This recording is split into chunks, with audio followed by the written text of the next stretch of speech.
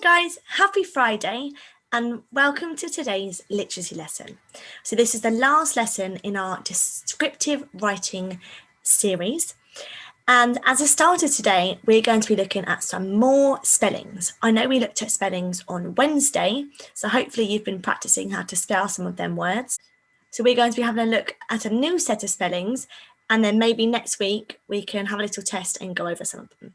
So go and get a pen and some paper or a notebook, and we can have a little go at some spellings together. So I'm going to give you 5 spellings. The first spelling is treasure. Treasure. The pirate had lots of treasure.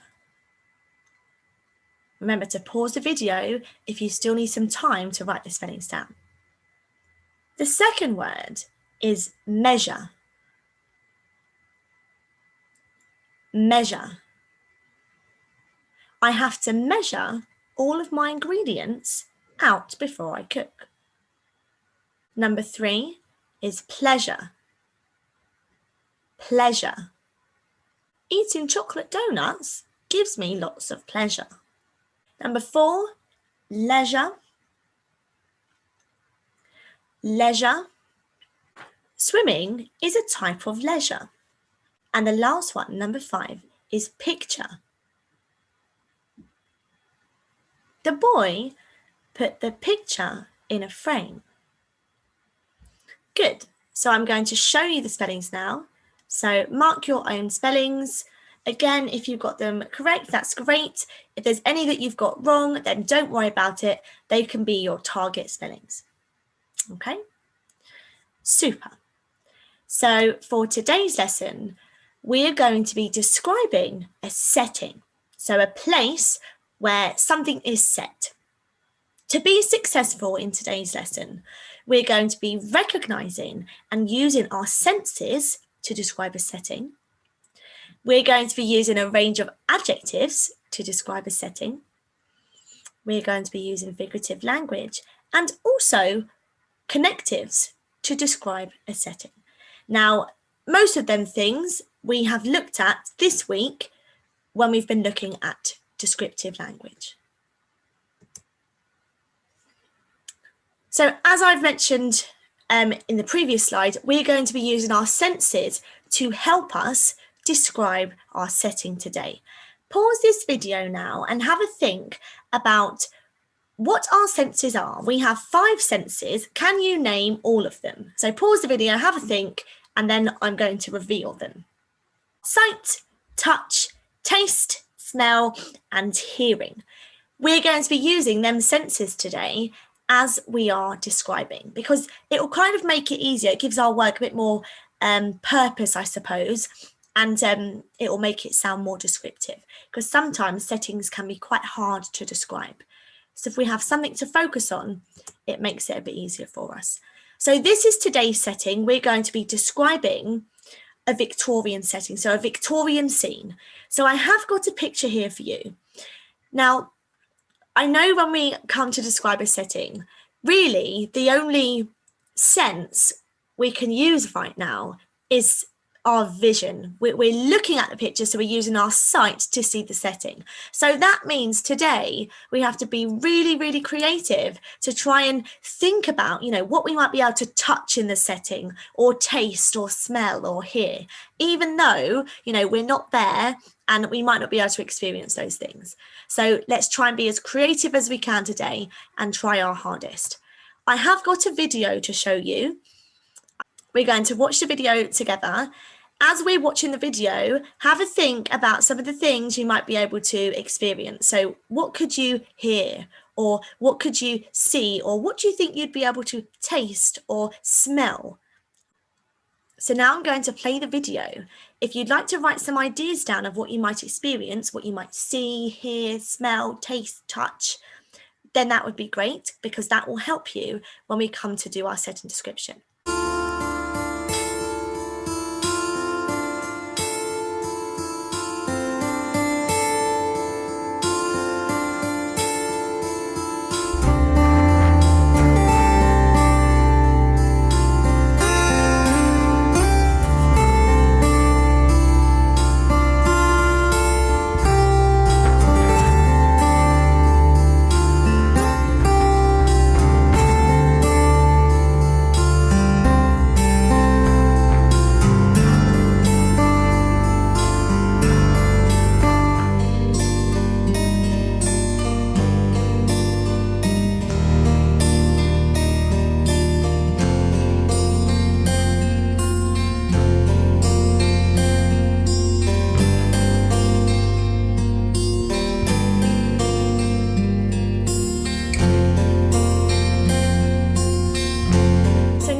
watched the video. I hope that was helpful and it helped us to get some idea of what a setting would be like in the Victorian time.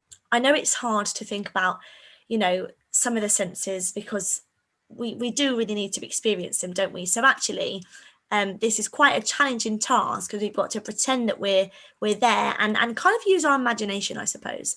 So now, from that video and from using the picture as well, we're going to have a think about what we could experience if we were in that setting.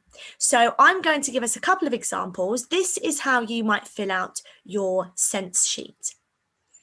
You might hear horses trotting. Okay, we could see from the video that there were horses pulling along the carriages, so you might hear the trotting of the horses. We might be able to smell all the coal fires. We saw some smoke. Okay, you might be able to smell the coal fires and smoke. We could see everyone bustling around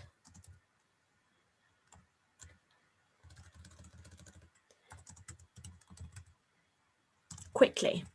Okay, bustling around, looking like they're quite busy. Okay, so after you have had a think about what kind of things you would experience in that setting, you might have filled out your sense sheet like this. So let's just have a little look. So some of the things you might be able to smell: coal fires and smoke, dirty sewage. In the Victorian era, the sewage systems weren't great. You might be able to taste, now taste would be quite a difficult one. You might be able to taste the bitter air. That's quite a, you know, a visual, descriptive and figurative bit of information there. Or you might be able to smell the polluted air. I've just had to change that because it said the wrong word. You know, in the Victorian times, there was quite a lot of pollution because of the factories and the workhouses and the coal fires, which produced quite a lot of smog. So again, we're just really trying to be as imaginative as we can, really. We might hear the horses trotting, carriages wheeling along, people talking. We might be able to feel the cold air. And some of the things we might be able to see is everyone bustling around quickly, the grey and gloomy sky, and the smog which was in the air. So now we've had a look, we've had a think about what we might be able to experience with regards to our senses. We're going to try and put these into sentences to describe the setting. I'm going to demonstrate with a paragraph, as I've been doing lots of sentence demonstrations across the week. We're going to try and include the different word forms we've been looking at, and if you can try and include some figurative language as well, that would be really good. We've looked at lots of features this week, so I expect you to try and include them in your writing today. So I'm going to do my setting description now. Have a read as I'm writing it and see if you can identify any of the things we've looked at this week. I'm going to start off with Victorian London was bustling with people, horses, and carriages. And the commas for list. The smell of dirty sewage. Oops.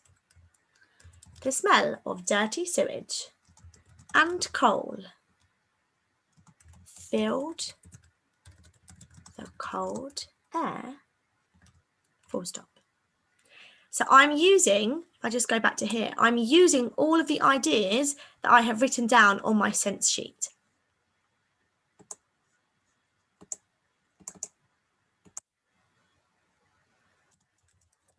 The horses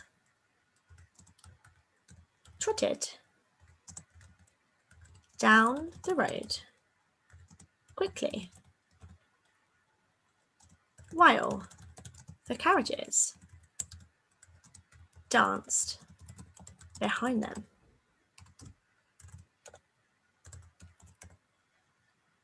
Clip, clop, clip, clop. There we go. So that is my setting description in a paragraph, let's just talk about some of the things I've used quickly. So I've used some adjectives. I've used dirty. I've used the word cold. And I've used the word bustling. I have, used some adverbs as well. I've used the adverb quickly. And also, I have used some figurative language.